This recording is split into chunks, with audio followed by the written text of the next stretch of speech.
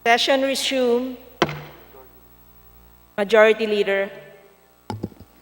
Madam Speaker, last December 14, 2020, the House designated the following members as conferees to the Bicameral Conference Committee on the disagreeing provisions of House Bill number 4157 and Senate Bill number 1357, or the Corporate Recovery and Tax Incentives for Enterprises Act, or CREATE, namely Deputy Speaker Kristen Singson Mihan, Representative Joey Sarti Salceda, Representative John Reynald Chanco, Representative Sharon Garin, Representative Jose Enrique Garcia, Representative Xavier Jesus Romualdo, Representative Rosana Vergara, and Representative Stella Luz Kimbo.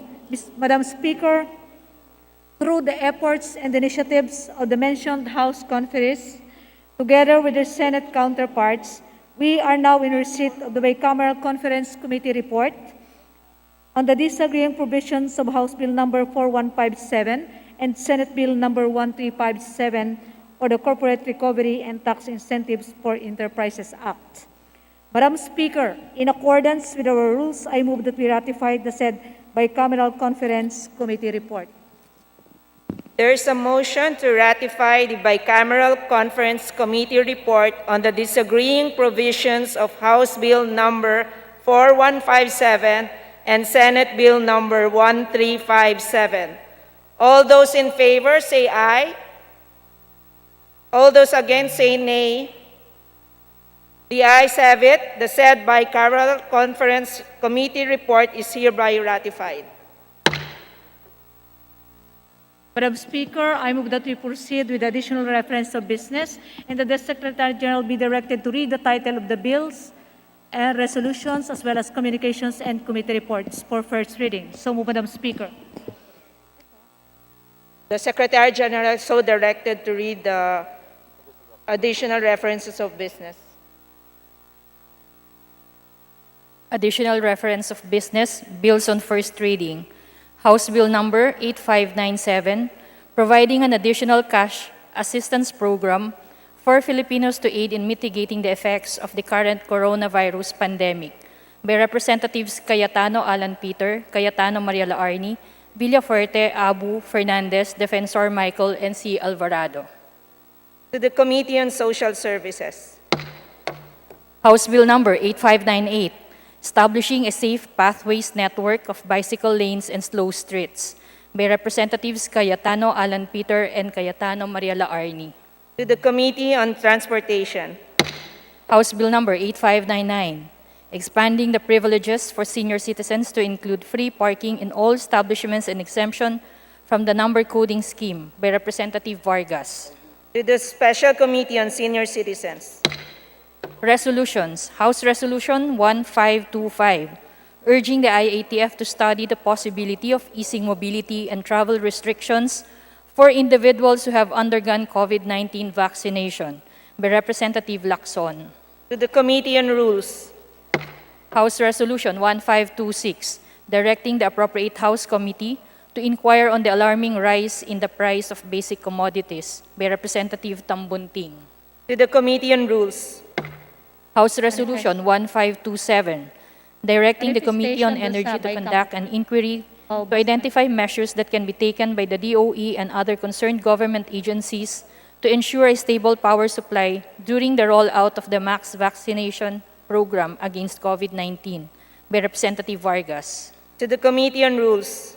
House Resolution 1528, urging the Committee on Natural Resources to investigate on the proliferation of Chinese dredging ships conducting illegal dredging activities in the Philippines, by Representative Zarate, Gaite, Culiamat, Castro Franz, Brosas, and Elago. To the Committee on Rules.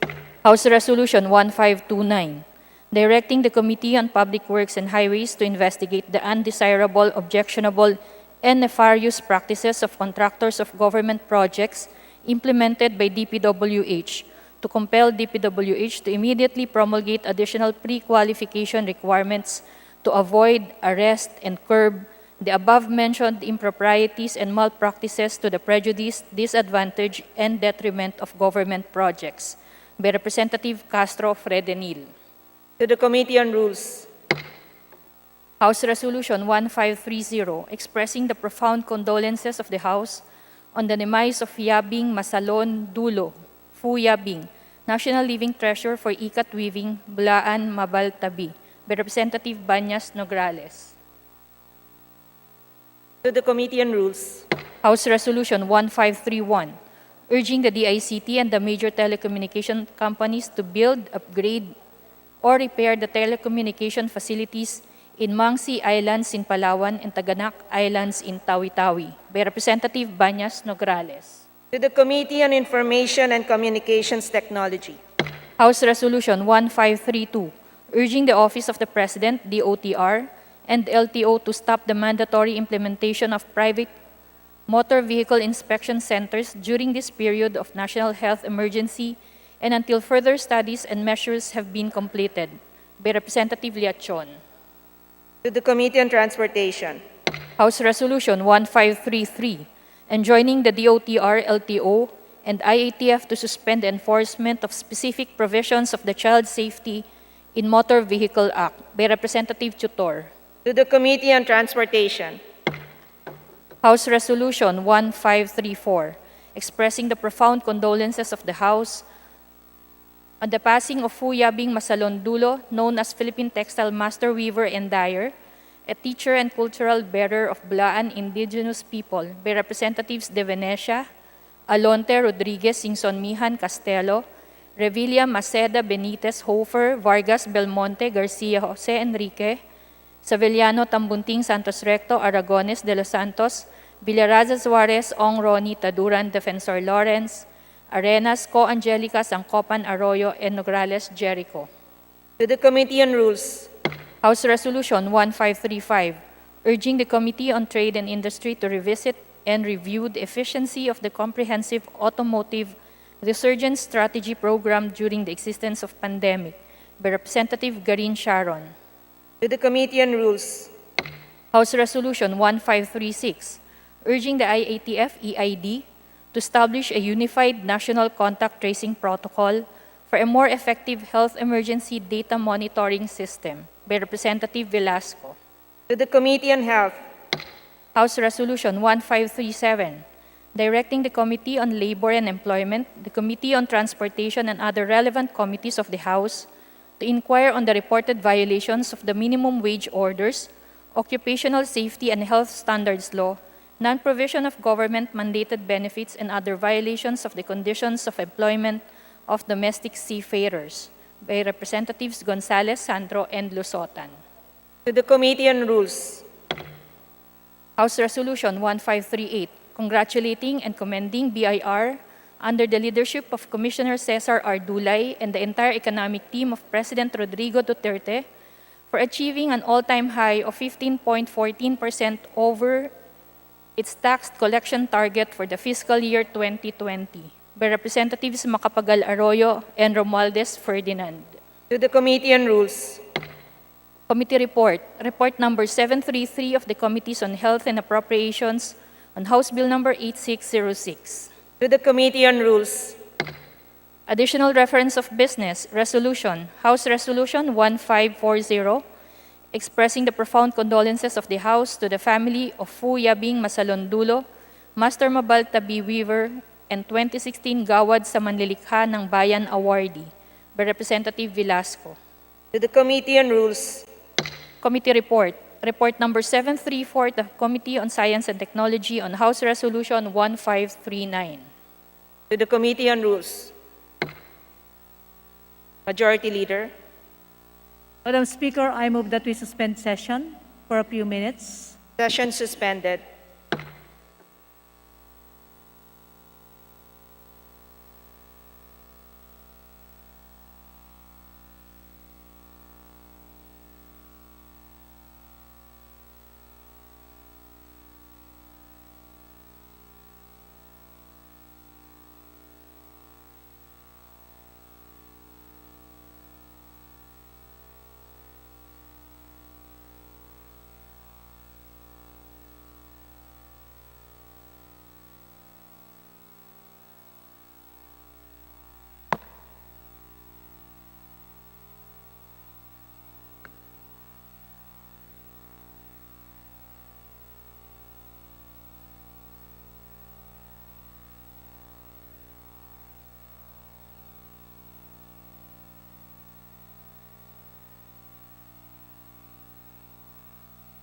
Session is resumed.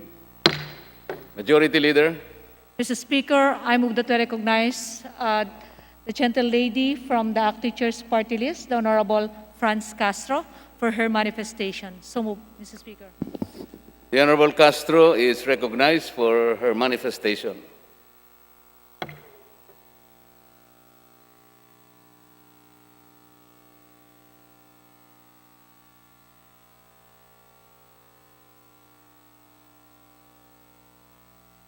Thank you very much, Mr. Speaker.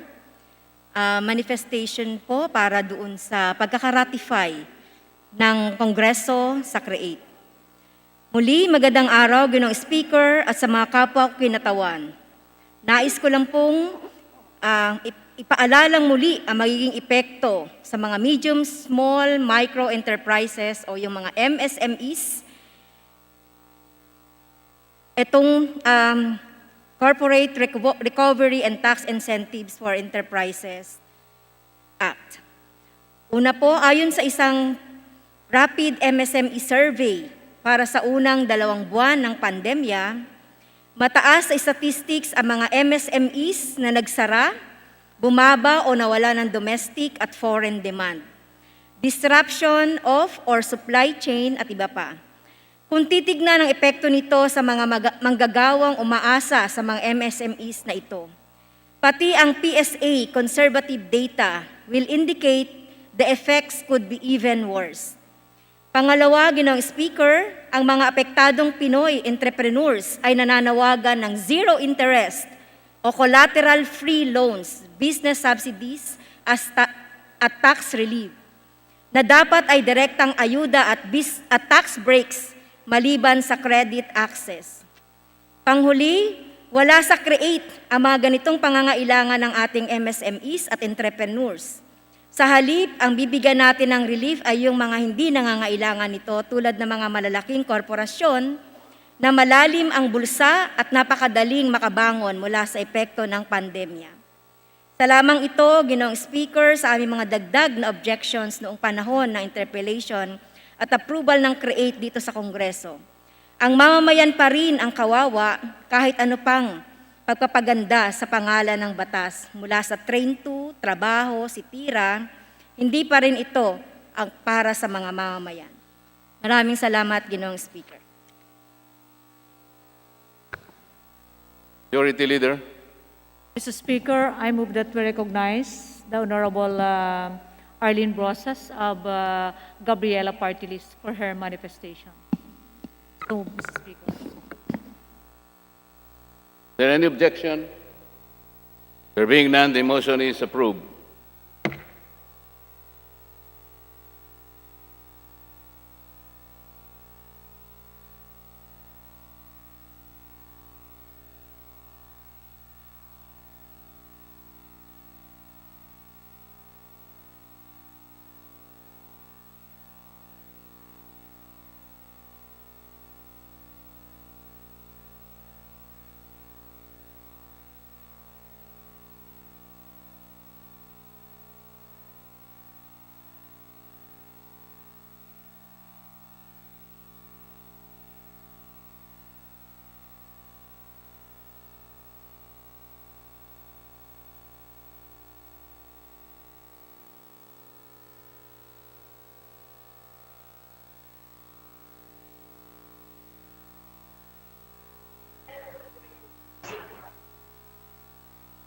You may proceed, Representative Arlene Brosas of Gabriela.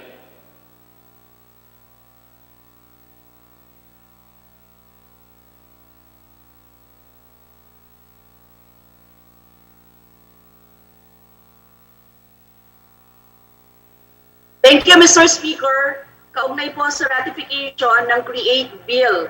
Mr. Speaker, kami sa Gabriela Women's Party ay tutol sa ratifikasyon ng bicameral sa panukalang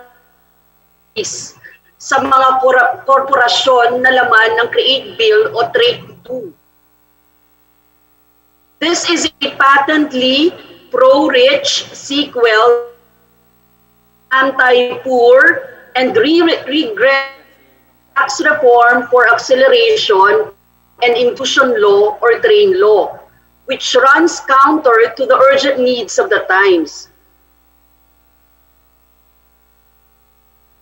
Gamit ang TRAIN 1 para makalikom ng koleksyon bilang pambawi sa kaltas sa buong korporasyon sa ilalim ng TRAIN 2 o ang CREATE Bill na niratipika ngayon. Lumago ang tubo ng lalaking korporasyon kahit may pandemya. Ang corporate income tax nila ito. Natin ng karagdagang pagkukunan ng pondo para tustusan ang mga kailangan gaya ng ayuda sa lahat ng biktima ng krisis, pandemya at kalamidad. Babawasan pa fees ng mga malalaking korporasyon, samantala gusto pang dagdagan ang buwis sa mga consumer at ordinaryong mga tao ng 12% digital tax sa online goods at transactions. Sa paunti-unting pagpapababa ng corporate income tax mula 30% patungong 20%, pangunahing makikinabang ang mga malalaking korporasyon. A 10 percentage point tax cut on the multi-billion revenues of large enterprises is certainly several times bigger than the 10 percentage point tax cut on the revenues of smaller firms. Sa makatwid, pantay ang pakinabang ng big corporations at ng MSMEs, micro, small, and medium industries or enterprises sa ilalim ng panukalang ito. For these reasons, our strongest opposition to the BICAM approved CREATE Bill. Maraming salamat, Mr. Spur.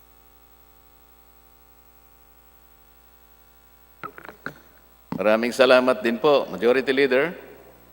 Mr. Speaker, under the calendar of business for the day, I move that we consider House Bill number 8513 contained in Committee Report number 717, and please direct the Secretary General to read the title of the bill. So move, Mr. Speaker.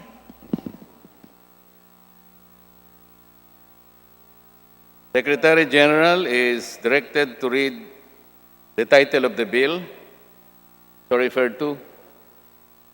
House Bill number 8513, an act providing for a new passport law, repealing for the purpose Republic Act number 8239, otherwise known as the Philippine Passport Act of 1996. Majority Leader. Mr. Speaker, considering that the Honorable Savior, Mrs. Romualdo, is not yet around, I move that we consider instead for second reading, House Bill number 8586, under Committee Report number 731, and that the Secretary General be directed to read the title of the bill. So move, Mr. Speaker.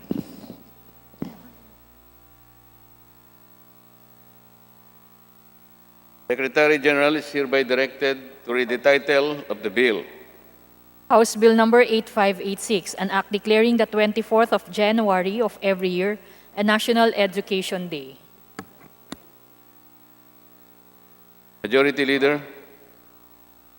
Mr. Speaker, I move that we recognize the Honorable Chairman of the Committee on Basic Education, Representative Roman Romulo from the Lone District of Pasig City, for his sponsorship. So move, Mr. Speaker.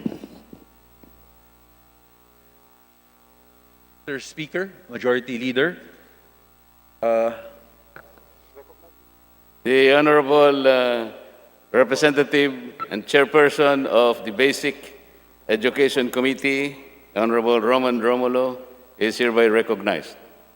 thank you, Mr. Speaker, Majority Leader. I rise today to sponsor Committee Report number 731 on House Bill 8586, which is an act declaring the 24th day of January of every year a National Education Day. Mr. Speaker, for purposes of sponsorship, may I request that the explanatory note or notes will be submitted also to the Secretariat for purposes of sponsorship so that the sponsorship of the Honorable Biron can also be recorded in our plenary. Basically, Mr. Speaker, Majority Leader and members, the National Education Day Act wants to recognize the 24th day of January of every year as National Education Day, as this has been recognized in the United Nations for International Day of Education. Being part of the United Nations, and we wish that the Philippines also observe the 24th day of January of every year as a National Education Day. With that, Mr. Speaker, I submit and I am open to any interpellation. Majority Leader. Mr. Speaker, I move that we recognize the gentle lady from the Kabataan Party List, the Honorable Sara Ilago, for her interpellation. So move, Mr. Speaker.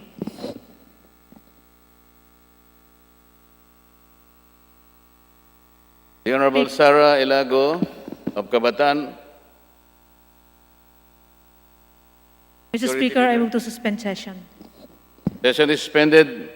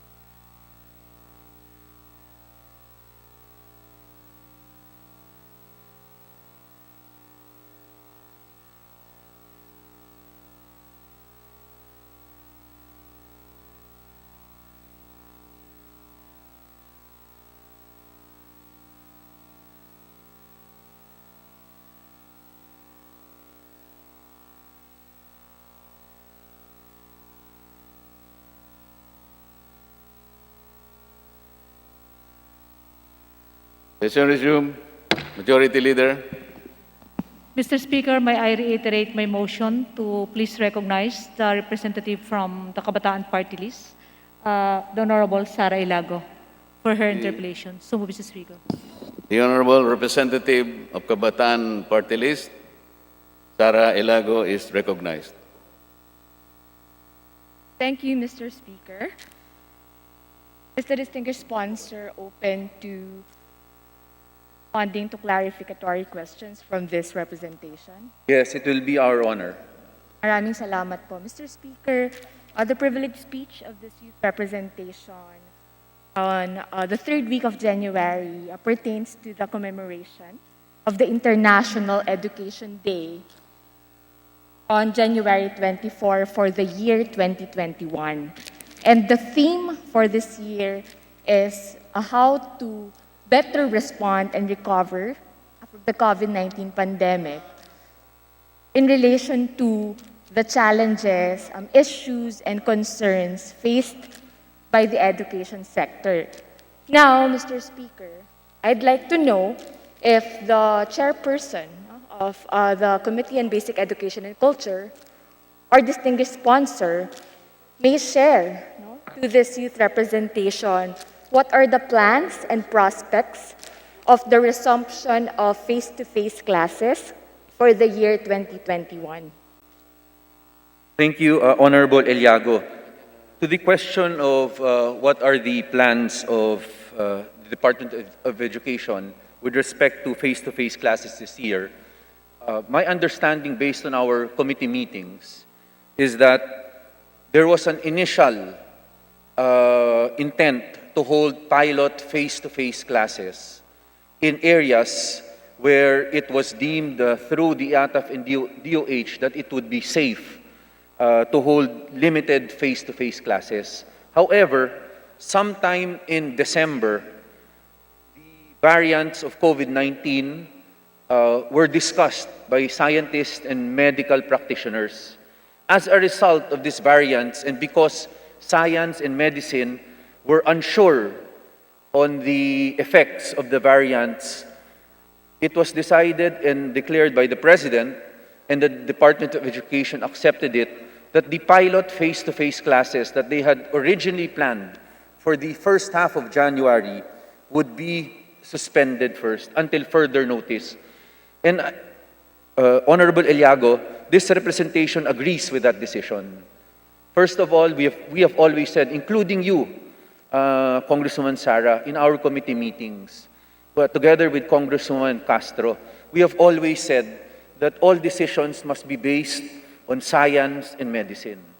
With respect to the opening of limited face-to-face classes, I think it is the right decision that we wait for the advice of medical and science experts before we proceed to graduating to limited face-to-face. Maraming salamat, Ginoong Speaker, distinguished sponsor. Indeed, no, we must be careful in all the plans pertaining to the resumption of physical classes, health and well-being of learners, of all the students, teachers, and education support personnel first and foremost. But may we know, Mr. Speaker, if the honorable sponsor has access to information or has the Department of Education presented to the committee or in relation to the theme of this year, Recover and Revitalize Education for the COVID-19 Generation, presented a plan, a complete plan on how to progressively reopen schools, no, for the upcoming months. So hintayin po ba natin na magkaroon ng bakuna? Ano po yung plano? May binigay na po bang mga parameters ang DepEd kung kailan pwede o kung kailan magdidesisyon, kung kailan magkakaroon no, ng pilot testing at mula doon, kunti-kunti nating bubuksan. Sinusuportahan po ng representasyon na to, Ginoong Speaker, ang tunguhin at proposal din ng ating distinguished sponsor na maaari na tayong magsimula doon sa mga lugar na may pinakamababang transmission rates, yung may mga pinakamababang risk ng o number of cases ng COVID-19. Pero hindi po pwede na dun lang matigil. No? Kailangan kumpleto yung plano at yung preparation para sa safe reopening ng school. Sa ngayon po ba, may nabigay na sa inyo ang DepEd na kumpletong plano hinggil dito? After the announcement that they would suspend the proposed pilot face-to-face, limited face-to-face, in the committee meetings and even in all committee meetings, in fact, there has so far been no update from the Department of Education on how they plan to proceed with respect to piloting again a limited face-to-face. And in a sense, Congressman Eliago, Honorable Eliago, I can agree with the DepEd that they are holding first, I guess, any commitments or any statements to us until science and medical experts have told us if it's safe based on the variants that are coming out, if vaccines are coming.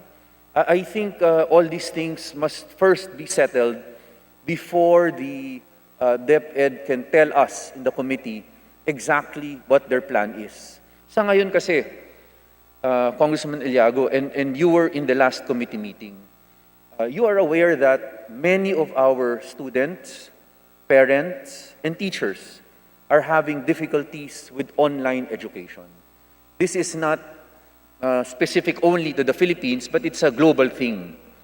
And we all agreed in the last committee meeting that because we want to take care of the mental health of our students, our teachers, and our parents, in fact, we asked the Department of Education, we urged the Department of Education and all academic institutions to have an scholastic leniency and academic ease for this year, especially because of COVID-19. And probably the adjustments that they will next report to us will be what they are doing for the academic ease and scholastic leniency. After that, I assure the good Congresswoman that we will ask the Department of Education their initial plans, if any, for limited face-to-face. But for now, there is a current situation that we are in. Mental health is becoming a problem. So we are really urging the Department of Education and all education institutions, academic institutions, that there must be an academic ease. And we want to know what this academic ease will look like. Yes, Mr. Speaker, we join the distinguished sponsor in the call for expanded access for psychosocial services, a promotion of mental health services in all our academic institutions that would be available not only for learners, but for all the members of the education stakeholders. Maski po mga guro, mga members ng faculty, marami po talaga bago sa kanila, no, itong distance learning.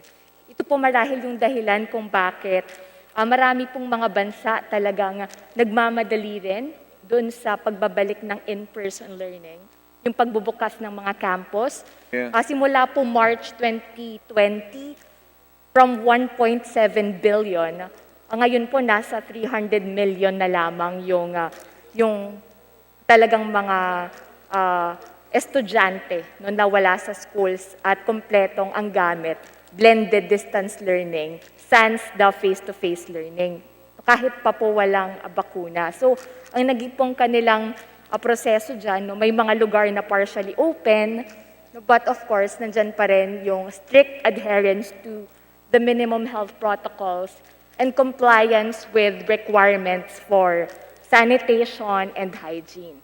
O, yun lamang po, Ginoong Speaker, sa diwa ng tema para sa 2021 na Recover and Revitalize Education for the COVID-19 generation na humaharap hindi lang sa public health emergency, pero nandyan din yung planetary emergency, damang-dama natin yan dito sa Pilipinas, na nandyan yung sunod-sunod na extreme weather events, lalong naging challenging, no? Yung online classes dahil walang internet, walang kuryente, maraming mga nasirang mga modules. Kaya sinusuportahan po natin, no, ang pangangailangan na magkaroon ng isang National Education Day at lalong-lalo na, Ginoong Speaker, sa lalong madaling panahon. Kailangan na po nating malaman kung ano ba ang kabuang preparasyon at plano na ginagawa ng DepEd para sa ligtas na muling pagbubukas ng mga paaralan. Yun lamang ho. Maraming salamat, Ginoong Speaker. Maraming salamat, distinguished sponsor. Thank you, Honorable Iliago. Thank you. Majority Leader. Mr. Speaker, there being no other member who wishes to interpellate the sponsor, I move that we terminate the period of sponsorship and debate. So move, Mr. Speaker.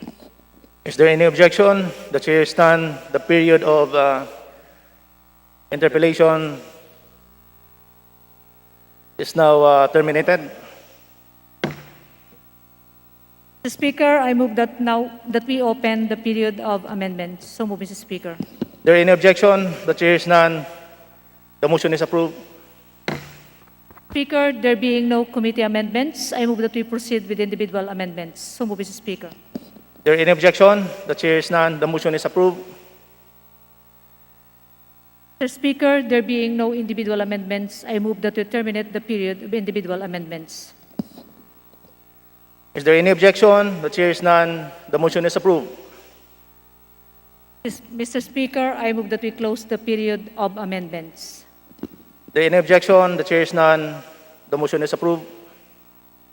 Speaker, I move that we vote on second reading, House Bill number 8586. So move, Mr. Speaker. Is there any objection? The chair is none. The motion is approved. There is a motion to approve on second reading on House Bill 8586. All those in favor, please say aye. Aye. All those against, please say nay. The ayes have it. The House Bill number 8586 is approved on second reading. Thank you, Mr. Majority Speaker. Leader. Majority Leader.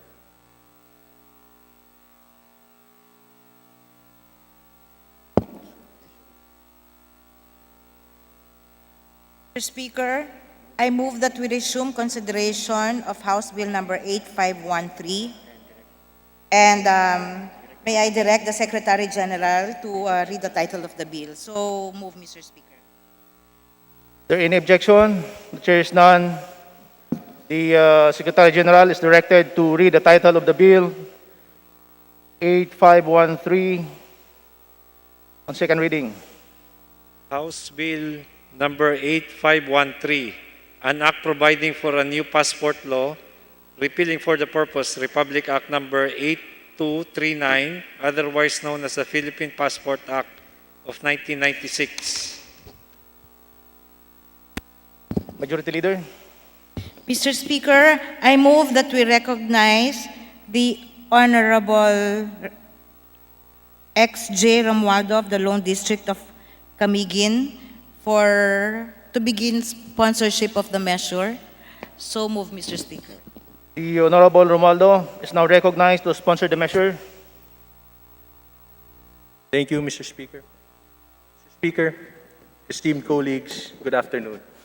I have the honor to sponsor for your consideration House Bill number 8513 under Committee Report 717 entitled An Act Providing for a New Passport Law, repealing for the purpose Republic Act number 8239, otherwise known as the Philippine Passport Act of 1996. This measure was prepared by the Committee on Foreign Affairs, chaired by Representative Ann Hofer, in substitution of bills that sought to repeal RA number 8239 and replace it with a new passport law authored by this representation, Chair Hofer, and Deputy Speaker Rufus Rodriguez, respectively. A bill that sought to mandate the creation of passport processing and issuance centers in every province in the country, authored by Representative Ed Christopher Go, and bills that sought to grant lifetime validity for the passports of senior citizens, authored by Representative Sandra Rigal, John Marvin Yul Servo Nieto, and the late Francisco Datol Jr., respectively. At the outset, Mr. Speaker, we'd like to thank Chair Hofer and the Committee Secretariat headed by Committee Secretary Milet Apostol for their speedy and hard work on this measure. Bills such as ours have been filed since the 13th Congress, and we thank the committee for prioritizing and timely bringing this measure to the floor. And because of that, and with the support of the members of the House, we will hopefully, finally, see this measure become a law before this Congress ends. The proposed new Philippine Passport Act upholds the basic right of every Filipino to travel. The Constitution provides that the right to travel shall not be impaired, except in the interest of national security, public safety, or public health, as may be provided by law. The passage of this measure will enhance and strengthen the ability of all Filipinos to exercise our constitutional right to travel. This measure is also in line with the President's commitment to streamline government processes and transactions. As such, the passage of the measure is an important step in that direction, which will surely benefit millions of Filipino passport applicants here and abroad. Our current passport law was signed into law on November 22, 1996. Quite obviously, the world we live in now is very different from that in 1996. Hence, we need to provide for a new law that is harmonized with prevailing domestic statutes and conforms to international agreements that affect passport applications and issuances. For instance, the Citizenship Retention and Reacquisition Act of 2003 and the Domestic Adoption Act of 1998 require the submission of updated documents by concerned passport applicants. Our passports also need to comply with the international standards set by the International Civil Aviation Organization. Hence, House Bill number 8513 specifically provides for the issuance of Philippine passports using the latest tamper-proof, personalization, and data management technology.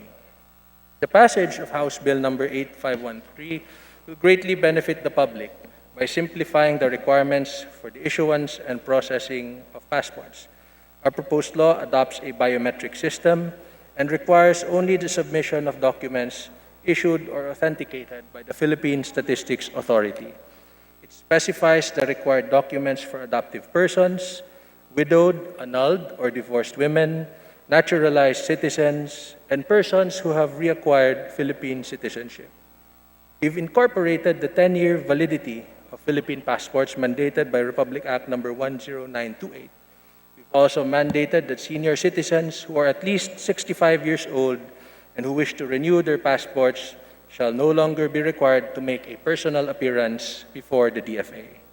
Moreover, senior citizens and persons with disabilities will enjoy a 50% discount on fees for the processing, issuance, and replacement of their passports. In addition to providing courtesy lanes and being exempted from the requirement of a prior passport appointment, this additional benefit would be one way by which Congress honors and takes care of our seniors and PWDs. We thank the Committee on Ways and Means, chaired by Representative Joey Salceda, for the expeditious approval of this provision. House Bill number 8513 also provides for a new type of passport, the emergency passport to be issued to Filipinos who have been previously issued with a regular passport but for any reason cannot apply for or be issued a regular passport.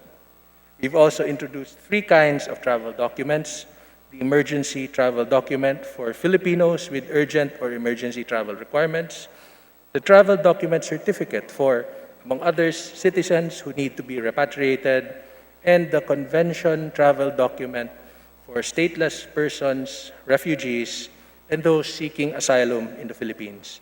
These provisions were crafted with the inputs of the DFA, based in particular on the department's experience in helping and assisting OFWs and other Filipinos in distress, and are among the strongest expressions in the bill of the intent of Congress to strengthen the unimpaired exercise of the right to travel. The new Philippine Passport Act protects the public by directing the DFA to create passport databases that will secure relevant information of passport holders. The Philippine Passport proclaims one's citizenship and is regarded as superior to other official documents. Hence, House Bill number 8513 protects the integrity of our passports by providing for stiffer penalties for offenses related to the unlawful issuance, forgery, and improper use of passports and travel documents, and the possession of multiple passports. Illegal withholding of passports and forging of visas and entry documents are also heavily penalized. We've also provided for the imposition of the maximum penalties when the offenses are committed by a syndicate or are committed on a large scale. Finally, the new Philippine Passport Act will improve the consular services of the DFA by allowing it to charge higher fees for the processing or issuance of passports requiring special consideration, waiver, or issuance beyond office hours. These fees will constitute the Passport Revolving Fund and will be utilized to improve the passporting, consular services, and other services provided by the DFA. We thank the Committee on Appropriations, chaired by Representative Eric Yap, for generously approving this provision. DFA currently has only 35 regional consular offices that cater to more than 4 million passport applicants annually.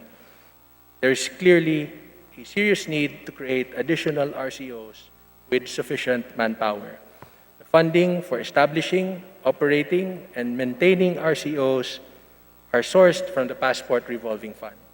Overseas, we have about 10.4 million OFWs who every now and then require passport and other consular services. For many, going to the nearest Philippine embassy or consular office takes more than a dime and a day.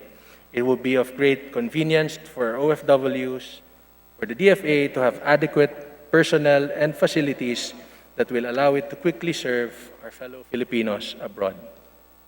Mr. Speaker, it is for all the foregoing that we must approve and pass a new passport law that will address the predicaments of Filipino passport applicants, allow efficiency in the facilitation of passport-related transactions, adopt international best practices and standards, better protect the public and the state, and strengthen the right to travel. And now that international travel is highly restricted because of the global pandemic, there is perhaps no better time for Congress to improve our passport system so that when the pandemic ends and we are all able to travel again, Filipinos will be met with a much improved and more efficient passporting service. After all, Filipinos deserve nothing less. I thus urge all our colleagues to support and vote in favor of House Bill number 8513. Thank you very much, Mr. Speaker. Thank you, dear colleagues. Majority Leader, Mr. Speaker, there being no member who wishes to interpolate, I move that we terminate the period of sponsorship and debate. So move, Mr. Speaker. is there any objection? The chair is none. The motion is approved. Mr. Speaker, I move that we open the period of amendments. So move, Mr. Speaker. Is there any objection? The period of amendments is now open. Mr. Speaker, there being no committee amendments, I move that we now proceed to consider the individual amendments. So move, Mr. Speaker. Is there any objection? The chair is none. The motion is approved. Mr. Speaker, I move to recognize the Honorable Jose Christopher Belmonte of the 6th District of Quezon City for his individual amendments. So move, The Mr. Honorable Belmonte is now recognized for Thank you his very much, Mr. individual amendments. Thank you very much, Mr. Speaker. Will the honorable sponsor, my good friend and lover boy from Camiguin, accept a simple amendment from the minority? Mr. Speaker, Your Honor. We would gladly consider, Mr. Speaker.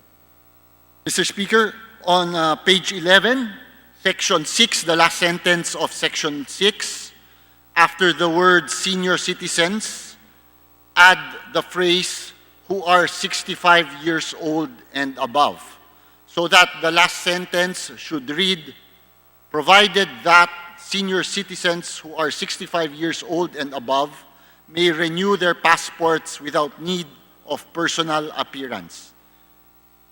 I so move, Mr. Speaker, Your Honor. What does I the so sponsor propose. say? You accept, Mr. Speaker? Majority Leader,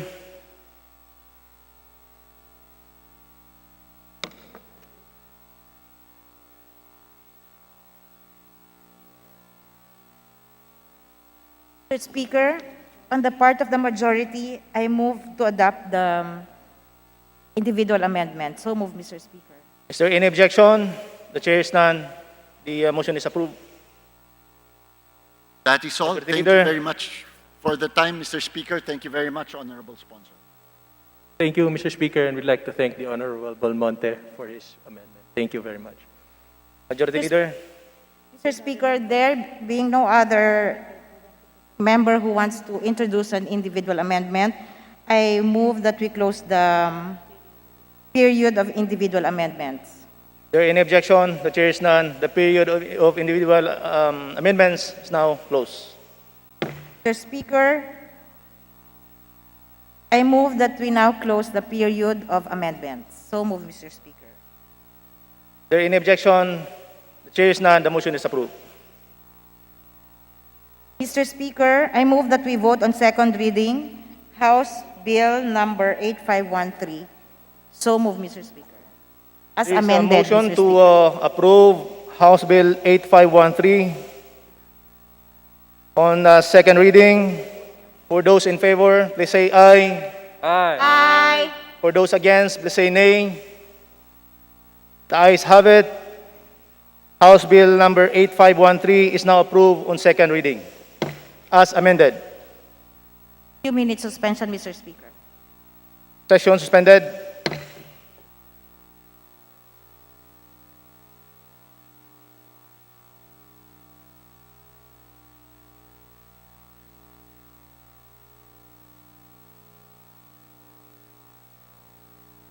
Huwag niyo na pa kukunan ng picture.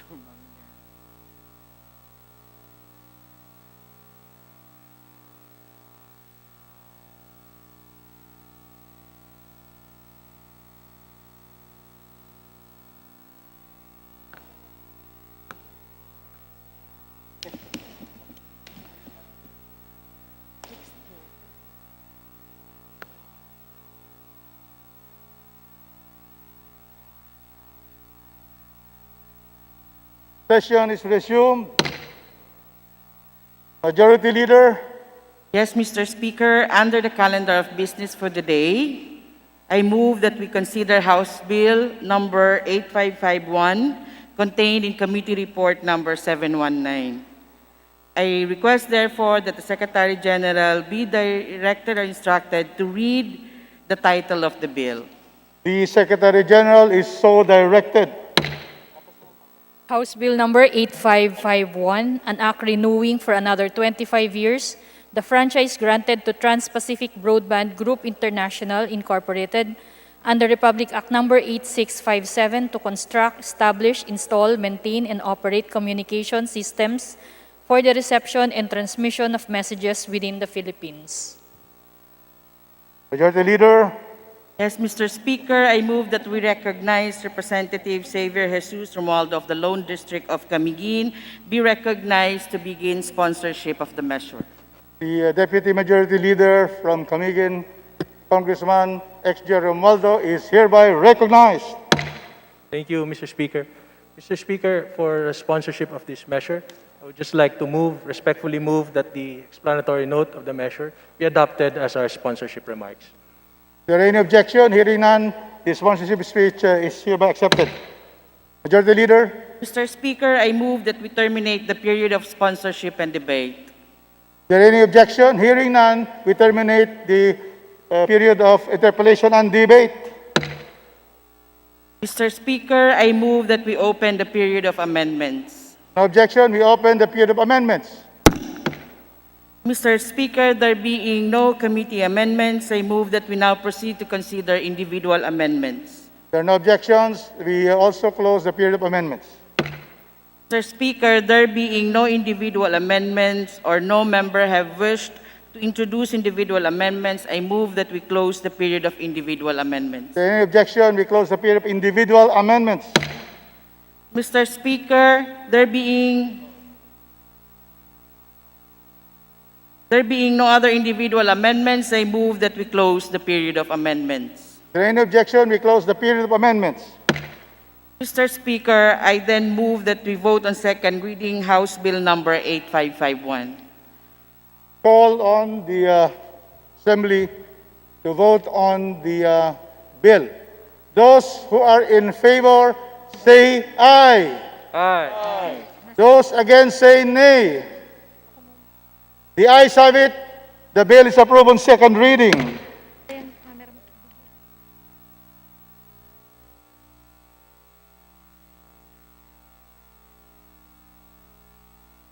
Majority Leader. Mr. Speaker, under the calendar of unfinished business, I move that we resume consideration of House Bill number 7749 contained in Committee Report 524. And for this purpose, may I ask that the Secretary General be directed to read the title of the bill. So moved, The Mr. Secretary Speaker. General is so directed to read the title of the bill. House Bill number 7749, an act providing for government financial institutions unified initiatives to distressed enterprises for economic recovery guide. Majority Leader. Mr. Speaker, the parliamentary status of the bill is that we are in the period of amendments. So, What is the pleasure of the Majority Leader? I move that we recognize the Honorable Chunic. There being no committee amendments, I move that we close the period of amendments. It is moved and there's no objection that the period of amendments is hereby closed. Mr. Speaker, I move that we open the period of individual amendments. So move, Mr. Speaker.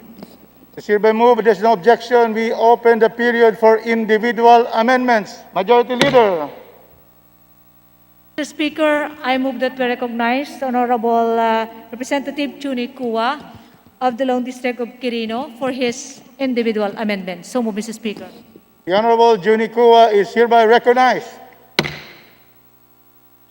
Mr. Speaker, I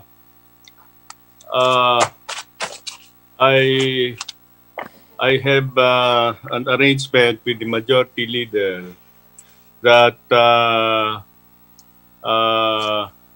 there will be an amendment by substitution.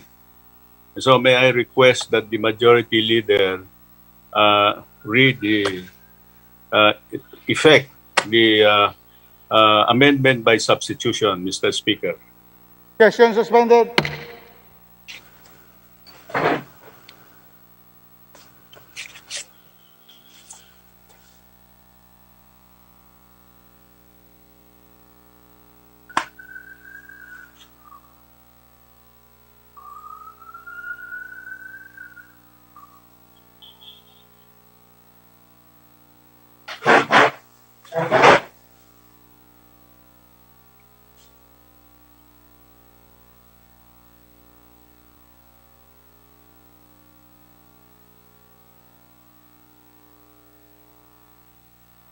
Session resumed. Mr. Speaker, I move that we suspend consideration of House Bill number 7749 contained in Committee Report number 524. So move, Mr. Speaker.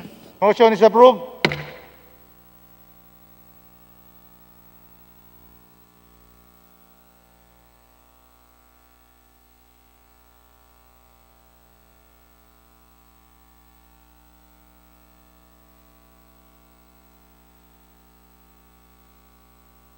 Mr. Speaker, under the calendar of business for the day, I move that for the adoption of House Bill number 1521 contained in Committee Report number 729, and that the Secretary General be directed to read the title of the House resolution.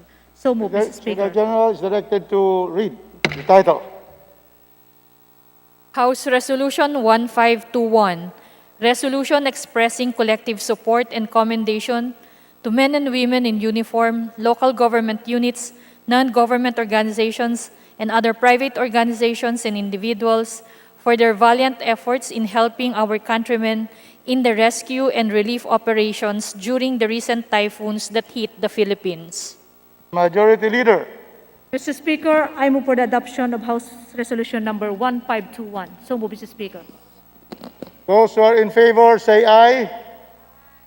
Those against say nay. The resolution is hereby approved.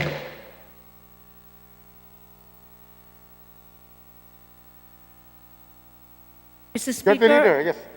Mr. Speaker, I move for consideration and approval on second reading. House Bill number 8555 contained Committee Report number 723. So move, Mr. Speaker. And direct the Secretary General to read the title of the bill. So move, Mr. Speaker. Secretary General is directed to read the copy, the title of the bill. House Bill number 8555, an act granting Good News Sorsogon Foundation Incorporated a franchise to construct, install, operate, and maintain radio and television broadcasting stations in the Bicol region. Majority Leader. Mr. Speaker, I move that we consider the respective explanation notes as a sponsorship of the measures. So move, Mr. Motion is Speaker. approved. Majority Leader.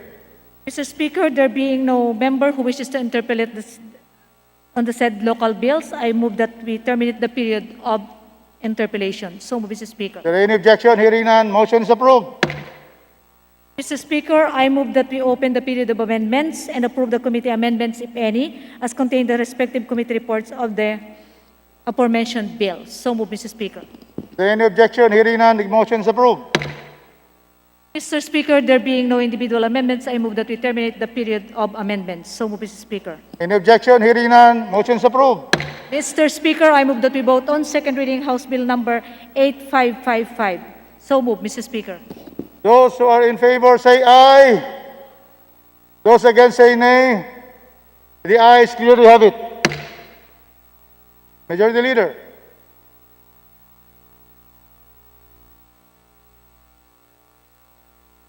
Mr. Speaker, I move for approval on third reading House Bill number 8212 and request that the Secretary General be directed to read the title of the House bill. So move, Mr. Speaker. Secretary General is directed to read the title of the bill for third reading. House Bill number 8212, an act establishing a special defense economic zone inside the Government Arsenal Defense Industrial Estate located in Camp General Antonio Luna, Lumao, Municipality of Limay, Province of Bataan, creating for this purpose a special defense economic zone and appropriating funds therefore. Mr. Speaker, I move that the Secretary General call the roll for nominal voting. So moved. SecGen is directed to call the roll for nominal voting of this particular bill. Roll call of members in consideration of the bill. Honorable Member Abante, Abaya, Abilianosa, Abu, Abueg Saldivar, Abunda, Acop, Acosta, Acosta Alba, Adyong, Adbincula, Agabas, Agaraw, Aglipay, Aguinaldo, Albano, Almario, Alonte, Alvarez France, Alvarez Genaro, Alvarez Pantaleon, Amante Matba, Amatong, Angara, Aragones, Arbison, Arenas, Arroyo, Atienza, Omentado, Babasa,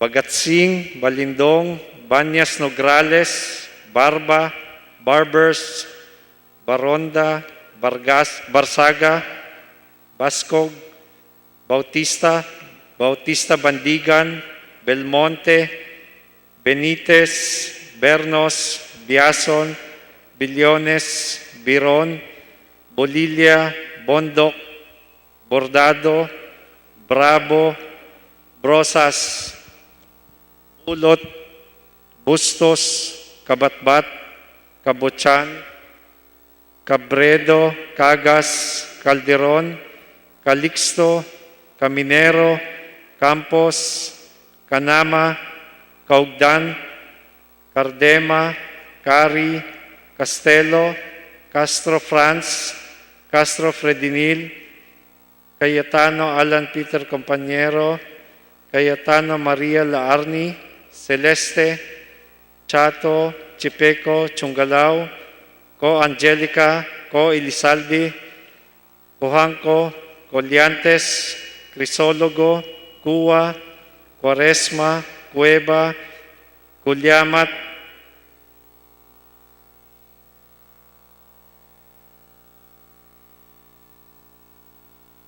Dagook, Dalipe, Dalog, Dasa, Di Jesus, Di Venecia, Defensor Lawrence, Defensor Michael, De Los Santos, De Loso Montalia, Di Mapuro Abdullah, Di Mapuro Khalid, Duabit, Dohali, Duterte, Di Faustino Ino, Di Faustino Michael, Di Ayan, Ebcas, Ecleo, Elago, Enverga, Erice, Erigiel, Ermita Buhain, Escudero, Espina, Espino, Estrella, Fariñas Ria, Fariñas Rudy Cesar, Fernandez, Fernando, Ferrer Juliet, Ferrer Luis, Flores, Fortun, Fortuno, Frasco, Fuentebella, Gaite, Garbin, Garcia Jose Enrique, Garcia Pablo Jan, Garcia Vincent, Garin Janet, Garin Sharon, Gasataya, Gatchalian, Gato, Heron, Go Ed, Go Mark, Gonzaga, Gonzales Aurelio, Gonzales Neptali, Gonzales Sandro, Goroseta, Guico, Gulias, Guya, Haresco, Hataman, Hernandez, Herrera D, Hofer, Halosos, Javier, Jimenez, Co Elisa, Co Wilton, Konghun, Labad-Labad, Lacson, Lacson Noel, Lagman, Lagon, Lara, Lasatin, Liachon, Legarda, Lim, Lim Kaichong, Lopez, Loyola, Losotan, Macapagal Arroyo, Maceda, Madrona, Malapitan, Mangawag, Mangundadato, Marcoleta, Mariano Hernandez, Marinho, Marquez, Martinez, Matba, Matugas, Mendoza, Mercado, Momo, Natividad Naganyo, Nava, Nieto, Noel, Nograles Jericho, Nograles Juan, Nolasco, Nunez Malaniaon, Waminal, Olivares, Ong Jose, Ong Roni, Ordanes, Ortega, Juano Dizon, Pacquiao Alberto, Pacquiao Rogelio, Padiernos, Paduano, Palma, Pancho Panotes, Peña, Pichay, Pimentel, Pineda, Plaza, Puno, Kimbo, Radasa, Ramirez Sato, Remulla, Revilla, Reyes, Rivera, Robes, Rodriguez, Roman, Romero, Romaldes Ferdinand, Romaldes Yeda, Romaldo, Romulo, Roque, Sakdalan, Sagabaria, Sakaluran, Salceda, Salimbangon, Salo, Sanchez, Sangkopan, Santos Recto, Sarmiento, Saulug, Savillano, Xiao, Silverio, Singson, Singson Mehan, Sinsuat, Swansing Estrelita, Swansing Horacio, Suarez Aleta, Suarez David, Suntay, C. Alvarado, Taduran, Talyado, Tambunting, Tan Alaysa, Tan Angelina, Tan Samir, Tan Sheri, Tan Shirni, Tejada, Tebes Arnulfo, Tebes Jose, Tiangco, Tolentino, Torres Gomez, Tulfo, Tupas, Tutor, T. Alan, T. Diego, Umali Alfonso, Umali Maria Victoria, Unabia, Ungab, Uy Juliet, Uy Rolando, Valeriano, Valmayor, Vargas Vargas Alfonso, Velasco, Viloso, Vergara, Villa, Villafuerte, Villanueva Eduardo, Villanueva Noel, Villar, Villarasa Suarez, Villarica, Violago, Yap Eric, Yap Victor, Yu, Zamora Ronaldo, Zamora Waikurat, Sarate, and Subiri.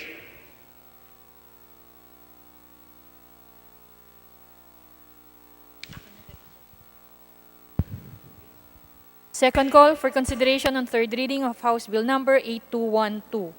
Abante, Abaya, Abellanosa, Agaraw, Aguinaldo, Alvarez Pantaleon, Amatong, Aragones, Aumentado, Bagatsing, Banyas Nograles, Barbers, Baronda, Barzaga, Bernos, Bulut, Bustos, Kabatbat, Calixto, Caminero, Cardema, Cari, Co Elizaldi, Cojuangco, Dalipe, De Venecia, De Jesus, Defensor Michael, De Los Santos, Duavit, Duhali, Ebcas, Ecleo, Enverga, Ermita Buhain, Fariñas Ria, Fariñas Rudy Cesar, Fernandez, Fernando, Flores, Garbin, Garin Janet, Garin Sharon, Gonzaga, Gonzalez Sandro, Gico, Guya, Haresco, Hataman, Javier, Conghun, Lacson, Liachon, Loyola, Malapitan, Marinho, Matba, Matugas, Mendoza, Mercado, Nograles Jericho, Nograles Juan, Nolasco, Nunez Malaniaon, Uaminal, Ortega, Pichay, Pineda, Roman, Romero, Sakdalan, Sagarbaria, Sanchez, Sarmiento, Singson, Suarez Aleta, Suarez David, C. Alvarado, Taduran, Tambunting, Tan Alaysa, Tan Samir, Tan Shari, Tan Sherni, Teves Arnolfo, Teves Jose, Torres Gomez, Tupas, T. Alan, Unabia, Uy Juliet, Veloso, Villaraza Suarez, Villarica, Yap Victor, Yu Zubiri.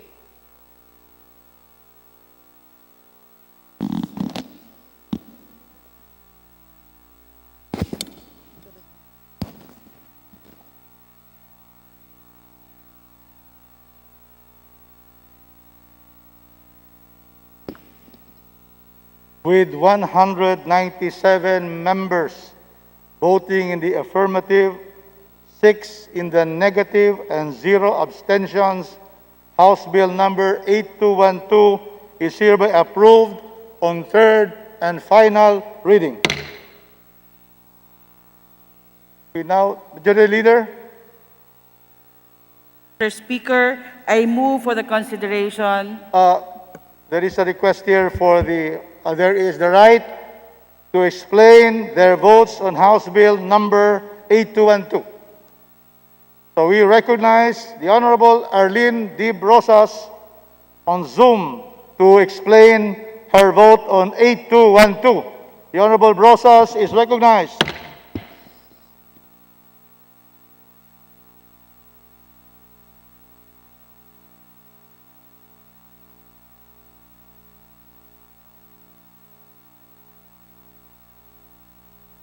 Congresswoman Brosas, Thank you, Mr. Speaker. please proceed. Salamat, Mr. Speaker. Please proceed, Congresswoman Brosas.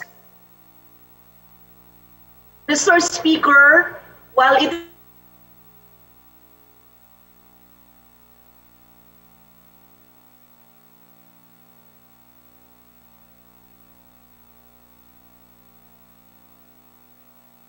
in its own territory,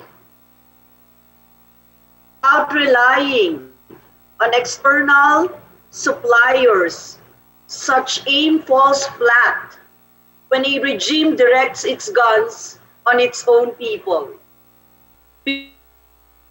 Defense economic zone will not translate to better and more viable defense capabilities.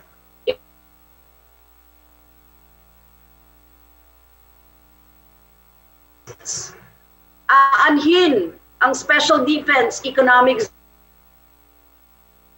Zone ng DND ng militar sa mga universidad kaysa sa paigtingin ang pagtatanggol sa West Philippine Sea. Aanhin ang bagong eco-zone kung ang direksyon ng military at police operations sa ilalim ng kasalukuyang administrasyon ay ang pagtugi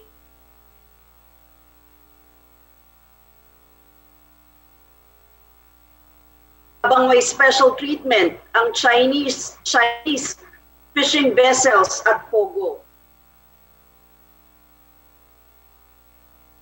Special Defense Economic Zone will carry hardware and supplies from foreign countries, especially with the Duterte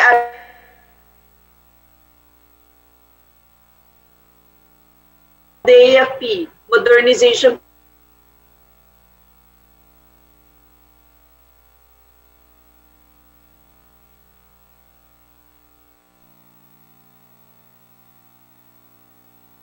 We have, Majority Leader, we have a technical difficulty. Mr. Speaker, considering the technical difficulty, Yeah. So we also have here for her explanation of her vote, we recognize Representative Franz Castro. He's with us here. You have 3 minutes to explain your vote. Thank you, Mr. Speaker. Bumoto po ng no ang ACT Teachers Party List sa panukalang Special Defense Economic Zone at Special Defense Economic Zone Authority o House Bill 8212. Una po, Ginoong Speaker, lilikha na naman ito ng investment haven na sa kasaysayan ng ating bansa ay havens para lamang sa mga pinagpalang mga business, hindi na mga manggagawa at mga piling mga industriya, na hindi naman tumutugon sa programa para sa tunay na pambansang industrialisasyon at kapakanan ng Pilipino. Isa pa, Ginoong Speaker, lumalabas sa panukalang batas ng ito ang ilang mga hipokrasiya. Una, akala ko ba ay kailangan ng rationalization ng tax incentives, bagay na binabanderang rason para sa trabaho, sitira or create at iba pang katulad na panukalang batas. Bakit ngayon ay bibigyan ng kapangyarihan ang Special Defense Economic Zone na magbigay ng incentives gaya ng tax and duty-free admissions para sa mga hilaw na materyales kapital at equipment ng registered enterprises sa loob ng Defense Economic Zone. Sinasabing ipapasa ang CREATE para maging performance-based, targeted, time-bound at transparent ang incentive system. Pero ngayon, maging ang DOF ay nagsabing kontra ang panukalang Special Defense Economic Zone sa layuning ito. Pinapaniwala rin ang mamamayan na sisiguruhin ng pamahalaan ang mga lugar para sa agrikultura at rekurso para sa tubig at waste management at pagbutihin ang land and coastal zone management. Pero bakit may puwang sa panukala na magpalawak pa ng area higit sa kasalukuyang 370 hektarya ng Camp Luna at magiging para sa layunin ng militar at pulisya ang paggamit ng mga lugar na ito? Akala ba namin ay para sa tamang paggamit ng pondo ng mamamayan, good governance, transparency at accountability ang administrasyong ito? Pero heto na naman, at nag-aproba ang Kongresong ito ng isa pang panukalang batas na mag-exempt sa piling mga business mula sa Republic Act 9184 or ang Government Procurement Reform Act. Hindi mabibilang sa dalawang kamay lamang ang mga maanumalyang defense and police contracts, pero ngayon basta lang pumasok sila sa Special Defense Economic Zone. Libre na sila sa mga requirements ng public bidding at iba pang mga safeguards kontra sa anomalya. Ginoong Speaker at mga kapwa ko kinatawan, lumalabas ang mga hipokrasiyang ito dahil sa tindi ng paninikluhod ng administrasyong ito para sa demand at interest ng defense and security establishments. Nakita ito sa pagtaas ng sweldo ng mga pulis at sundalo, pero ng mga sibilyang government employee at karaniwang manggagawa, nakita sa pag-uuna bilang priority ang mga pulis at sundalo. Pero hindi ang mga guro at education frontliners at iba pang mga batas at pulisiya ng administrasyon. Ngayon, nasa pedestal muli ang defense and security establishment at sisiguruhin ang investment para sa military, law enforcement, and defense-related advanced technologies, ICT, research and development, and support industries na mga ito. Sa mga kadahilanang ito, Ginoong Speaker, kaya po bumoto ang kinatawang ito ng no. Thank you, Mr. Speaker. Thank you, Representative Franz Castro, for your explanation of your vote. Majority Leader. Mr. Speaker, I move for the consideration on third reading of House Bill number 8273. For this purpose, may I request that the Secretary General be directed to read the title of the bill and thereafter call the roll for nominal voting. Secretary General is hereby directed. House Bill number 8273, an act converting the Kalinga Provincial Hospital in the city of Tabuk, province of Kalinga, into a Level 3 regional hospital to be known as the Northern Cordillera Regional Medical Center and appropriating funds therefore. Roll call of Majority members. Leader. Roll call is hereby directed. Nominal voting. Roll call of members in consideration of House Bill number 8273 on third reading.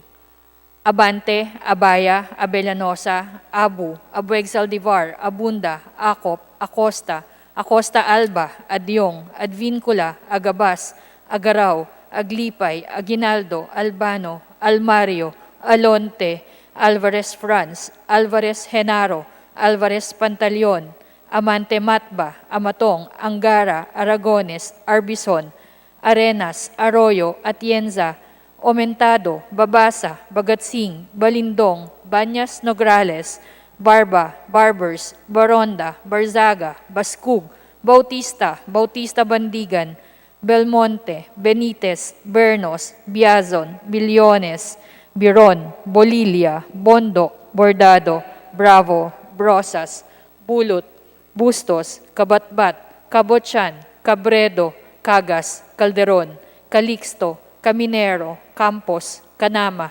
Kawagdan, Cardema, Cari, Castelo, Castro Franz, Castro Fredenil, Cayetano Alan Peter, Cayetano Maria Laarni, Celeste, Chato, Chipeco, Chungalao, Co Angelica, Co Elizaldi, Cojuanco, Coliantes, Crisologo, Cua, Quaresma, Cueva, Culiamat, Dagook, Dalipe, Dalog, Daza, De Jesus, De Venecia, Defensor Lawrence, Defensor Michael, De Los Santos, De Loso Montalia, Dimaporo Abdullah, Dimaporo Khalid, Duavit, Duhali, Duterte, D. Faustino Ino, D. Faustino Michael, D. Ian, Ebcas, Ecleo, Elago, Enverga, Erice, Erigel, Ermita Buhain, Escudero, Espina, Espino, Estrella, Fariñas Ria, Fariñas Rudy Cesar, Fernandez, Fernando, Ferrer Juliet,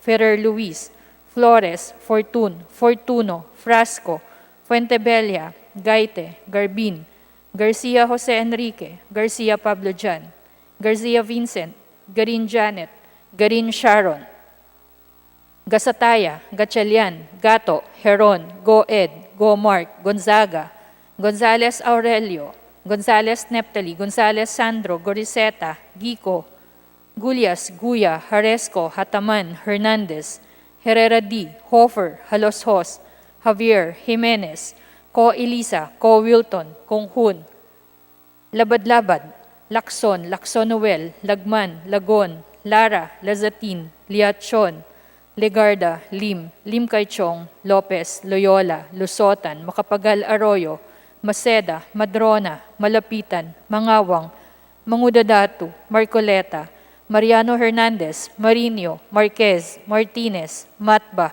Matugas, Mendoza, Mercado, Momo, Natividad Naganyo, Nava, Nieto, Noel, Nograles Jericho, Nograles Juan, Nolasco, Nunez Malaniaon, Uwaminal, Olivares, Ong Jose, Ong Ronnie, Ordanes, Ortega, Uwano Dizon, Pacquiao Alberto, Pacquiao Rogelio, Padiernos, Paduano, Palma, Pancho, Panotes, Peña, Pichay, Pimentel, Pineda, Plaza, Puno, Kimbo, Radaza, Ramirez Sato, Remulla, Revilla, Reyes, Rivera, Robes, Rodriguez, Roman, Romero, Romualdez Ferdinand, Romualdez Yeda, Romualdo, Romulo, Roque, Sakdalan, Sagarbaria, Sakaluran, Salceda, Salimbangon, Salo, Sanchez, Sangkopan, Santos Recto, Sarmiento, Saulug, Savellano, Xiao, Silverio, Singson,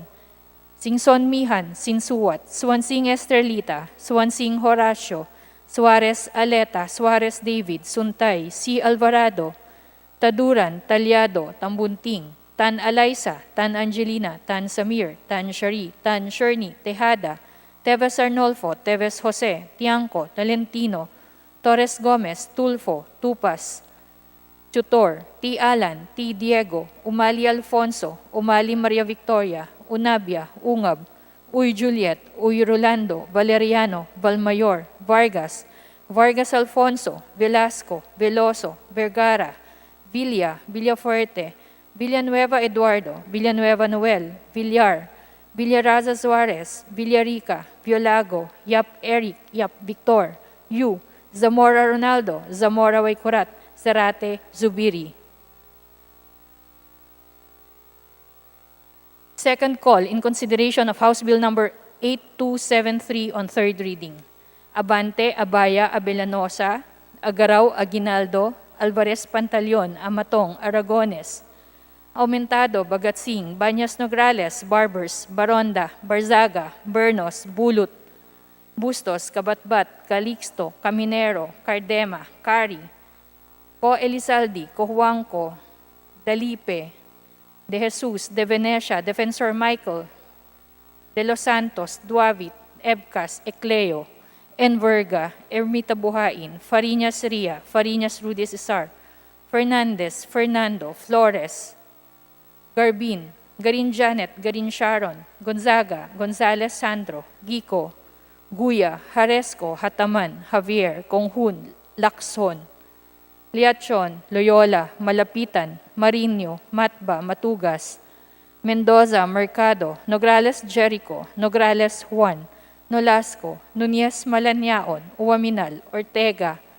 Pichay, Pineda, Roman, Romero, Sakdalan, Sagarbaria, Sanchez, Sarmiento, Singson, Suarez Aleta, Suarez David, C. Alvarado, Tambunting, Tan Alaysa, Tan Samir, Tan Shari, Tan Shirney, Teves Arnolfo, Teves Jose, Torres Gomez, T. Alan, Unabia, Uy Juliet, Veloso, Villaraza Juarez, Villarica, Yap Victor, Yu, Zubiri.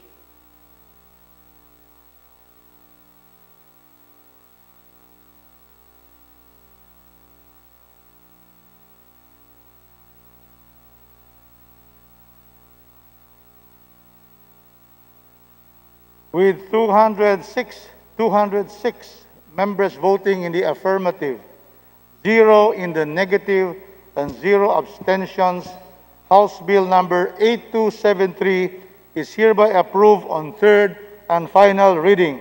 Majority Leader. Mr. Speaker, I move for the consideration on third reading of House Bill number 8287. For this purpose, may I request that the Secretary General be directed to read the title of the bill and thereafter call the roll for nominal voting. The Secretary General is so directed. Roll call of members in consideration on third reading of House Bill number 8287, entitled An Act Establishing the Cagayan de Oro City Cultural Center and Museum in Cagayan de Oro City, Province of Misamis Oriental, and appropriating funds therefore. This bill is very familiar. It's authored by this presiding officer. Please read the roll for nominal voting. Roll call of members in consideration of third reading. Honorable Abante, Abaya, Abilianosa, Abu, Aboig Saldivar, Abunda, Acop, Acosta, Acosta Alba, Adyong, Advincula, Agabas, Agaraw, Aglipay, Aguinaldo, Albano, Almario, Alonte, Alvarez France, Alvarez Senaro, Alvarez Pantaleon, Amante Matba, Amatong, Angara, Aragones, Arbison, Arenas, Arroyo, Atienza, Aumentado, Babasa, Bagatsing, Balindong, Banyas, Nograles, Barba, Barbers, Baronda, Barsaga, Bascog, Bautista, Bandigan, Belmonte, Benitez, Bernos, Biason, Billones, Biron, Bulilia, Bondoc, Bordado, Bravo, Brosas, Bulot, Bustos, Kabatbat, Kabuchan, Cabredo, Cagas, Calderon, Calixto, Caminero, Campos, Canama, Kawagdan, Cardema, Cari, Castelo, Castro France, Castro Fredinil, Cayetano, Alan Peter Compañero, Cayetano Maria Laarni, Celeste, Chato, Chipeco, Chungalao, Co Angelica, Co Elizalde, Cojanco, Coliantes, Crisólogo, Cuba, Cuaresma, Cueva, Culiamat, Dagok, Dalipe, Dalog, Dasa, De Jesus, De Venecia, Defensor Lawrence, Defensor Michael, De los Santos, De Loso Montalia, Dimapuro Abdullah, Dimapuro Khalid, Duabit, Duhali, Duterte, Di Faustino Ino, Di Faustino Michael, Di Ayan, Ebcas Icleo, Elago, Enverga, Erice, Erigiel, Ermita Buhain, Escudero, Espina, Espino, Estrella, Fariñas Ria, Fariñas Rudy Cesar, Fernandez, Fernando, Ferrer Juliet, Ferrer Luis, Flores, Fortuno, Frasco, Fuentebella, Gaite, Garbin, Garcia Jose Enrique, Garcia Pablo Jan, Garcia Vincent, Garin Janet, Garin Sharon, Gasataya, Gatchalian, Gato, Heron, Go Ed, Go Mark, Gonzaga, Gonzales Aurelio, Gonzales Neptali, Gonzales Sandro, Gorseta, Guico, Gulias, Guya, Aresco, Hataman, Hernandez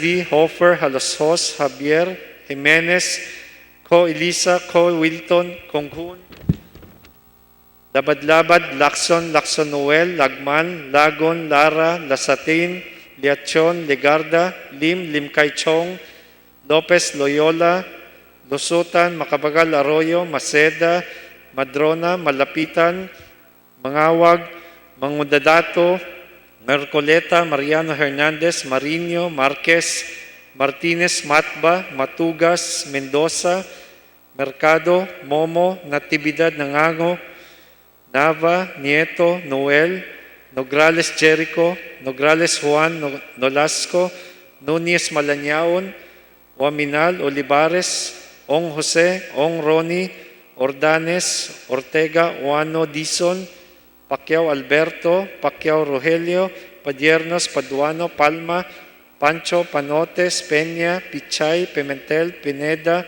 Plaza, Puno, Kimbo, Radasa, Ramirez Sato, Rimulya, Revilla, Reyes, Rivera, Robes, Rodriguez, Roman, Romero, Romaldes Ferdinand, Romaldes Sieda, Romualdo, Romulo, Roque, Sakdalan, Sagabaria, Sakaluran, Salceda, Salimbangon, Salo, Sanchez, Sangcopan, Santos Recto, Sarmiento, Saulug, Sabiliano, Xiao Silverio, Singson, Singson Mehan, Sinsuat, Swansing Estrellita, Swansing Horacio, Suarez Aleta, Suarez Libid, Suntay, C. Alvarado, Taduran, Talyado, Tambunting, Tan Alaisa, Tan Angelina, Tan Samir, Tan Shiri, Tan Shirni, Tejada, Tebes Arnulfo, Tebes Jose, Tiangco, Tolentino, Torres Gomez, Tulfo, Tupas, Tutor, T. Alan, T. Diego, Umali Alfonso, Umali Maria Victoria,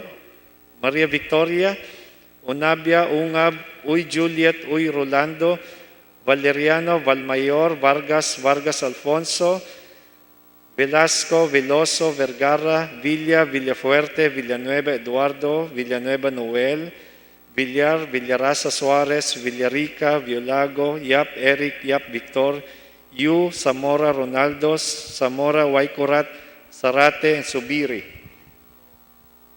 Second call, Abante, Abaya, Abellanosa,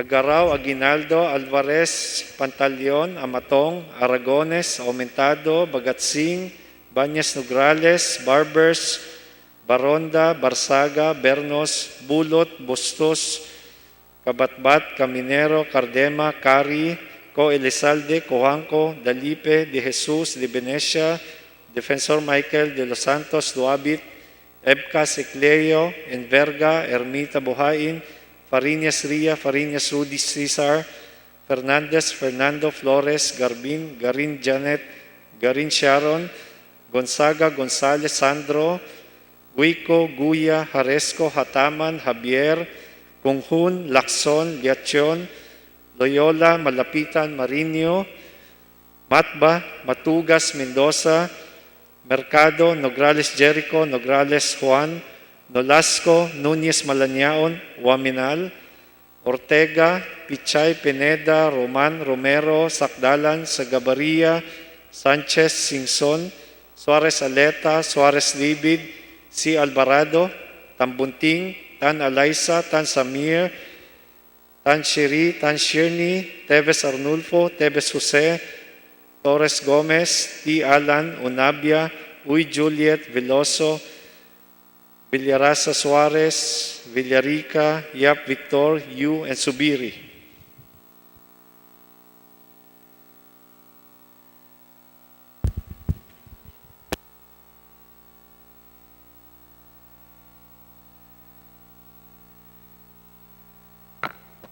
With 207 members voting in the affirmative, 0 in the negative, and 0 abstentions, House Bill number 8287 is hereby approved on third and final reading.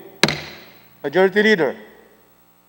Mr. Speaker, I move for consideration on third reading House Bill number 8377. And for this purpose, may I request that the Secretary General be directed to read the title of the bill and thereafter call the roll for nominal voting. The Secretary General is hereby directed to read the title of the bill and to proceed herewith with the calling of the roll for nominal voting. House Bill number 8377, an act declaring the municipality of Manaoag in the province of Pangasinan a tourist destination and appropriating funds therefor. Roll call of members in consideration of House Bill Number 8377 on third reading.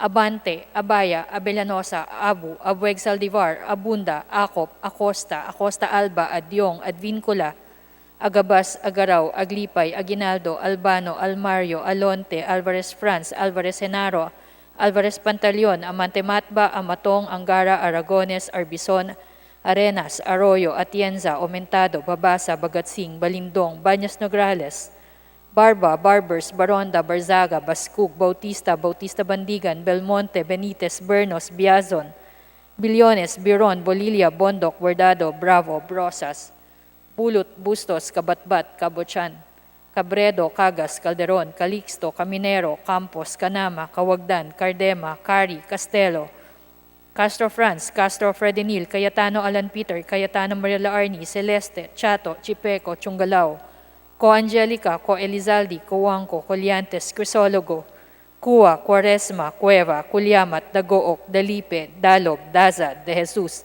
De Venecia, Defensor Lawrence, Defensor Michael, De Los Santos, De Loso Montalia, Dimaporo Abdullah, Dimaporo Khalid, Duavit, Duhali, Duterte, Di Faustino Ino, Di Faustino Michael, Di Ian, Ebcas, Ecleo, Elago, Enverga, Erice, Erigel, Ermita Buhain, Escudero, Espina, Espino, Estrella, Fariñas Ria, Fariñas Rudy Cesar, Fernandez, Fernando, Ferrer Juliet, Ferrer Luis, Flores, Fortun, Fortuno, Frasco, Fuentebella, Gaite, Garbin, Garcia Jose Enrique, Garcia Pablo Jan, Garcia Vincent, Garin Janet, Garin Sharon, Gasataya, Gatchalian, Gato, Heron, Goed, Gomark, Gonzaga, Gonzales Aurelio, Gonzales Neptali, Gonzales Sandro, Goriseta, Gico, Gulias, Guya, Haresco, Hataman, Hernandez, Herrera D, Hofer, Halosos, Javier, Jimenez, Co Elisa, Co Wilton, Kunghun. Labad-labad, Lacson, Lacson-Noel, Lagman, Lagon, Lara, Lazatin, Liachon, Legarda, Lim, Limcaychong, Lopez, Loyola, Lusotan, Macapagal Arroyo, Maceda, Madrona, Malapitan, Mangawang, Mangudadatu, Marcoleta, Mariano Hernandez, Marino, Marquez, Martinez, Matba, Matugas, Mendoza, Mercado, Momo, Natividad Naganyo, Nava, Nieto, Noel, Nograles Jericho, Nograles Juan, Nolasco, Nunez Malanyao, Uwaminal, Olivares, Ong Jose, Ong Roni, Ordanes, Ortega, Uano Dizon, Pacquiao Alberto, Pacquiao Rogelio, Padiernos, Paduano, Palma, Pancho, Panotes, Peña, Pichay, Pimentel, Pineda, Plaza, Puno, Kimbo, Radaza, Ramirez Sato, Remulla, Revilla, Reyes, Rivera, Robes, Rodriguez, Roman, Romero, Romualdez Ferdinand, Romualdez Sieda, Romualdo, Romulo, Roque, Sakdalan, Sagarbaria, Sakaluran, Salceda, Salimbangon, Salo, Sanchez, Sangcopan, Santos Recto, Sarmiento, Saulug, Savellano, Siao, Silverio, Singson, Singson Mihan, Sinsuwat, Suwansing Estrelita, Suwansing Horacio, Suarez Saleta, Suarez David, Suntay, C. Alvarado, Taduran, Talyado, Tambunting, Tan Alaysa, Tan Angelina, Tan Samir, Tan Shari, Tan Sherny, Tejada, Teves Arnolfo, Teves Jose, Tiangco, Tolentino, Torres Gomez, Tulfo, Tupaz, Tutor, T. Alan, T. Diego, Umali Alfonso, Umali Maria Victoria, Unabia, Ungab, Uy Juliet, Uy Rolando, Valeriano, Valmayor, Vargas, Vargas Alfonso, Velasco, Veloso, Vergara, Villa, Villafuerte, Villanueva Eduardo, Villanueva Noel, Villar, Villaraza Suarez, Villarica, Violago, Yap Eric, Yap Victor, Yu, Zamora Ronaldo, Zamora Waycorat, Zarate Zubiri. Second call on House Bill Number 8377 on third reading. Abante, Abaya, Abellanosa, Agaraw, Aguinaldo, Alvarez Pantaleon, Amatong, Aragones, Aumentado, Bagatsing, Bañas Nograles, Barbers, Baronda, Barsaga, Bernos, Bulot, Bustos, Kabatbat, Caminero, Cardema, Cari, Co Elizaldi, Coanco, Dalipe, De Jesus, De Venecia, Defensor Michael, De Los Santos, Duavit, Ebcas, Ecleo, Enverga, Ermita Buhain, Fariñas Ria, Fariñas Rudy Cesar, Fernandez, Fernando, Flores, Garbin, Garin Janet, Garin Sharon, Gonzaga, Gonzales Sandro, Gico, Guya, Haresco, Hataman, Javier, Kunghun, Lacson, Liachon, Loyola, Malapitan, Marino, Matbang, Matugas, Mendoza, Mercado, Nograles Jericho, Nograles Juan, Nolasco, Nunez Malanyao, Uaminal, Ortega, Pichay, Pineda, Roman, Romero, Sakdalan, Sagarbaria, Sanchez, Singson, Suarez Saleta, Suarez David, C. Alvarado, Tambunting, Tan Alaysa, Tan Samir, Tan Shari, Tan Sherney, Teves Arnolfo, Teves Jose, Torres Gomez, T. Alan, Unabia, Uy Juliet, Veloso, Villaraza Suarez, Villarica, Yap Victor, U. Zubiri.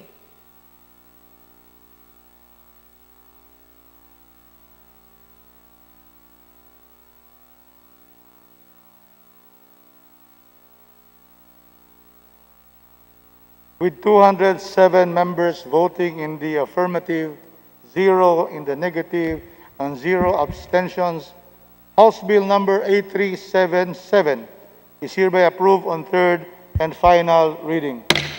Majority Leader. Mr. Speaker, I move for consideration on third reading of House Bill number 8380, and for this purpose, may I request that the Secretary General be directed to read the title of the bill and thereafter call the roll for nominal voting. The Secretary General is directed to read the title of the bill and proceed to nominal voting by calling the roll.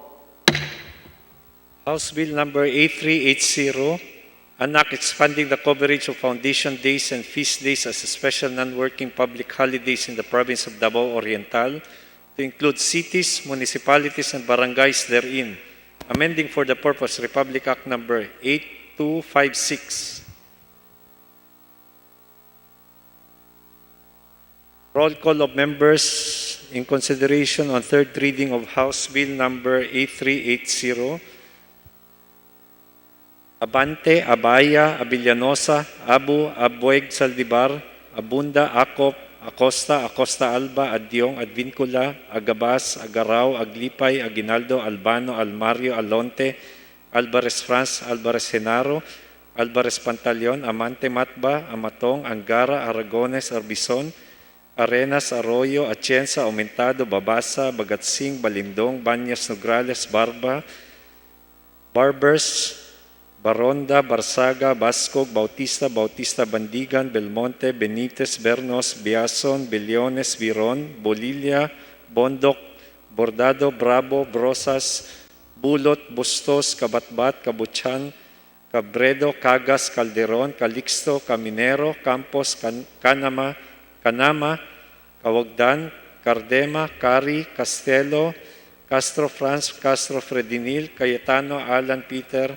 Compañero, Cayetano, Maria Laarni, Celeste, Chato, Chipeco, Chungalao, Co Angelica, Co Elizalde, Coanco, Coliantes, Crisólogo, Cuwa, Quaresma, Cueva, Gulyamat, Dagok, Dalipe, Dalog, Dasad, De Jesus, De Venecia, Defensor Lawrence, Defensor Michael, De Los Santos, De Loso, Montalia, Dimapuro Abdullah, Dimapuro Khalid, Duabit, Duhali, Duterte, D. Faustino Ino, D. Faustino Michael, D. Ayan, Ebka Sicleo, Ilago, Enverga, Erice, Erigiel, Ermita Buhain, Escudero, Espina, Espino, Estrella, Fariñas Ria, Fariñas Rudy Cesar, Fernandez, Fernando, Ferrer Juliet, Ferrer Luis, Flores, Fortuno, Frasco, Fuentebella, Gaite, Garbin, Garcia Jose Enrique, Garcia Pablo Jan, Garcia Vincent,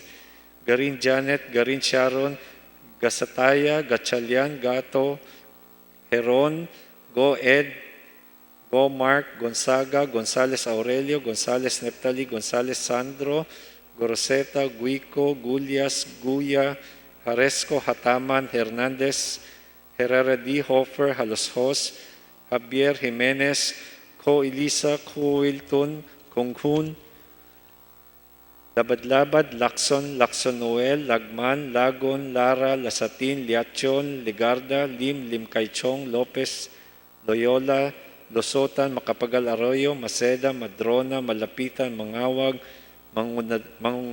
Mangudadato, Marcoleta, Mariano Hernandez, Marino, Marquez, Martinez, Matba, Matugas, Mendoza, Mercado, Momo, Natividad, Nangango, Naba, Nieto, Noel, Nograles Jericho, Nograles Juan, Nolasco Nunez Malañaon, Oaminal, Olivares, Ong Jose, Ong Ronnie, Ordanes, Ortega, Oanio Dizon, Pacquiao Alberto, Pacquiao Rogelio, Padiernos, Paduano, Palma, Pancho Panotes, Peña, Pichay, Pimentel Pineda, Plaza, Puno, Kimbo, Radasa, Ramirez Sato, Rimulya, Revilla, Reyes, Rivera, Robes, Rodriguez, Roman, Romero, Romaldes Ferdinand, Romaldes Sieda, Romaldo, Romulo, Roque, Sakdalan, Sagabaria, Sakaluran, Salceda, Salimbangon, Salo, Sanchez, Sangcopan, Santos Recto, Sarmiento, Saulug, Savillano, Xiao,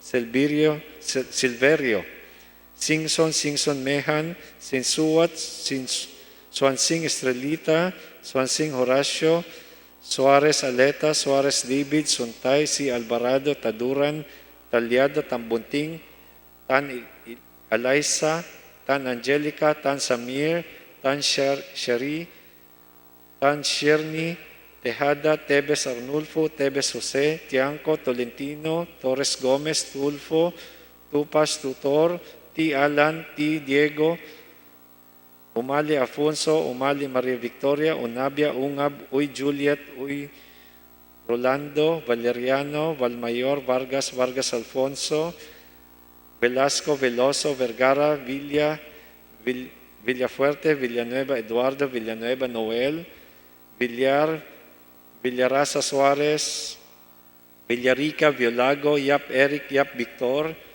Yu, Zamora Ronaldo, Zamora Waikurat, Sarate Subiri. Second call in consideration on third reading of House Bill number 8380.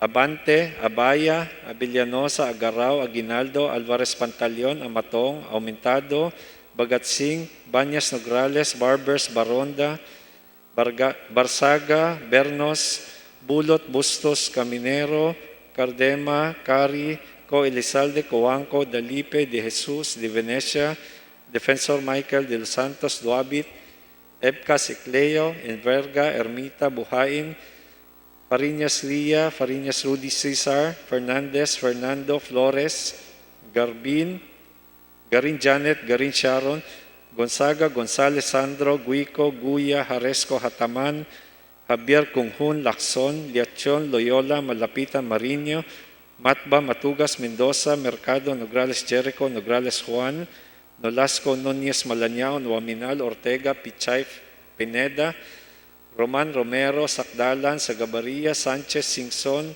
Suarez Aleta, Suarez David, Si Alvarado, Tambunting, Tan Alaisa, Tan Shamir, Tan Sheri, Tan Sherni, Tebes Arnulfo, Tebes Jose, Torres Gomez, T. Alan, Unabia, Uy Juliet Veloso, Villarasa Suarez, Villarica, Yap Victor, Yu, and Subiri.